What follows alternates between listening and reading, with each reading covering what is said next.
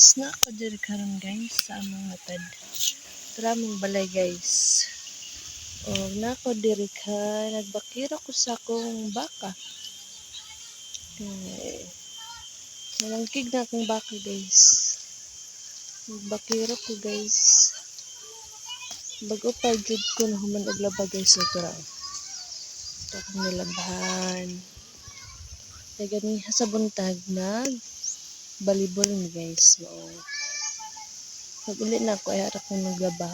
Pagkahuman, pagkat nagpahuli lang ko kadyot, nagbakiro din ko sa akong baka. Iyang ngalan kay si Rubin. Kana among baka guys, katas na siya sa ipon. Amo na siya nag-ipon guys. Tapos amo siyang gipalit. Pagpalit na mo siya 13k. Ayun guys, 13k na mo siya pagpalit. Karon dako na siya guys. Mga wine na siya. Ang tawayan niya ako Paris guys. Ug ako kung sayra kong munibuyan niya kay magdagandagan siya guys na mahadlok ko ba na magtaw-taw siya sungag sa imo ha. So say akong Paris gid ana maninggoy sa iya. So sayra akong magbakiro ug magtigoy sa iya. Kay kung mangaway gid na siya guys, manuwag gid na siya, amo gid na siya baligya. Kay mangaway naman. Sige, so bantay ko din ang lapita.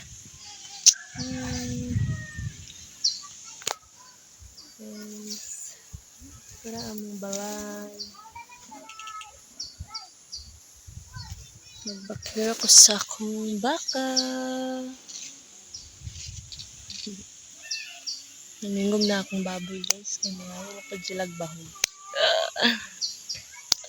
Naningom na guys. Wala pa akong Paris guys.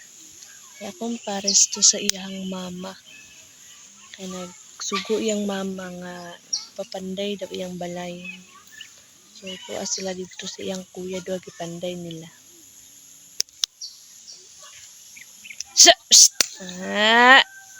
Unan nyo lang saging ha. Bantayan ako siya guys. Kaya may saging. Walang saging dira. Iyahang kaunon.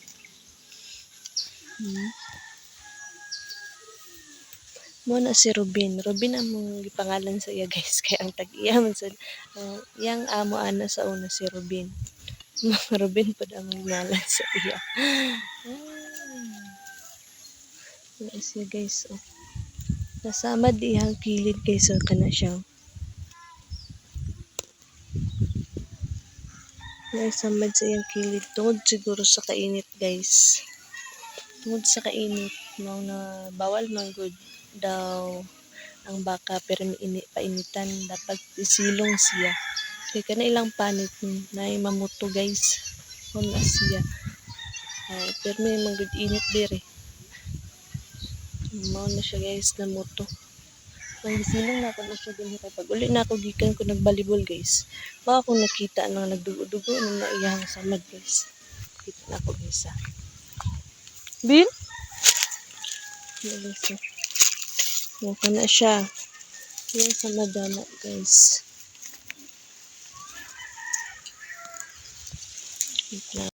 Kana guys. Muna siya yung samad ganiya. Pag uli na ako gikan sa volleyball. Wala na ako nakita.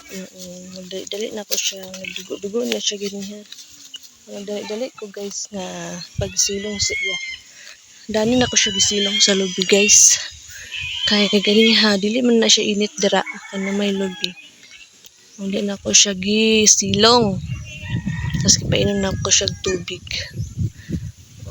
Karong hapon ako siya gibakiruhan kay luoy man na si Rubin.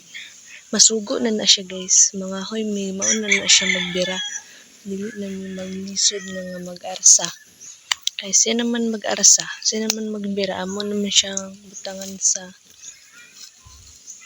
namong ibutang na para siya ibirahon guys.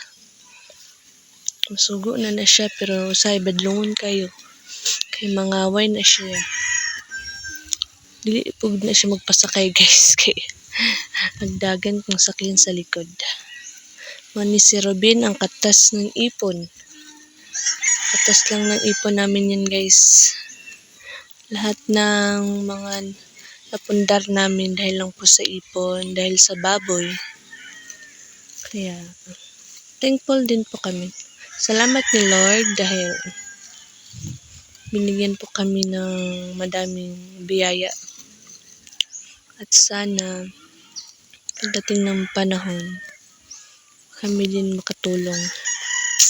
Dadating din po yan. Yan guys. Ang aming mga katas ng ipon. At dahil sa baboy, nagkagamit. Dahil po sa baboy, nag-alaga po kami ng baboy. Para po, nag-alaga po kami ng baboy, nakabili po kami ng ref, nakabili po kami ng washing. Nakapagpaninda po kami dahil lang po sa baboy. Dahil meron po kaming baboy, dalawa pong inahin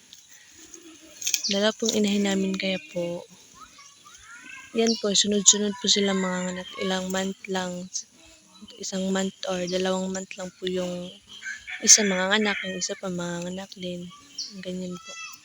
Kaya kami nang gusto namin na bibili namin at nakakaipon din po. Kaya pursige po talaga yung partner ko na mamasada para po meron po kaming may pakain sa aming mga baboy. Dalawa naman po, pag hindi kami mamasada, wala po kami mapapakain kasi yung mga alaga namin ngayon guys is 2 inahin, buntis po yung isa. At yung isa bagong kasta. At meron po kaming 2 biik. Yung isang biik po, papalakihin namin po dahil tandaan niyo po yung post kong na-disgrasya yung partner ko.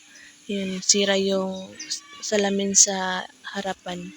Kaya yun, papagawa namin dahil mahal po yun.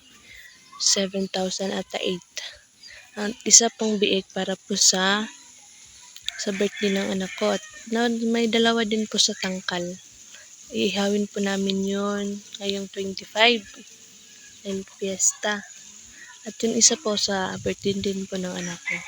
Maglilitsyon po kami sa birthday ng anak ko at ibibinta namin yung isa para po meron pang lamas. Kaya yun. Dahil 7 birthday niya, sa lahat ng birthday niya ngayon lang po kami naglitsyon. Kahit dati pa po meron na kaming mga baboy. Dahil hindi naman po pwede kada birthday maglilitsyon na lang din. Maglilitsyon na meron naman po kaming paggagamitan. At hindi na po siya sanay nga ganun kasi hindi po namin siya sinanay. Tinanong ko nga po siya ngayon kung anong gusto niya. Gusto lang niya po magdagat at maglitsyon manok. Kasi yan lang po yung lagi namin ginagawa sa kanya. At mag-cake.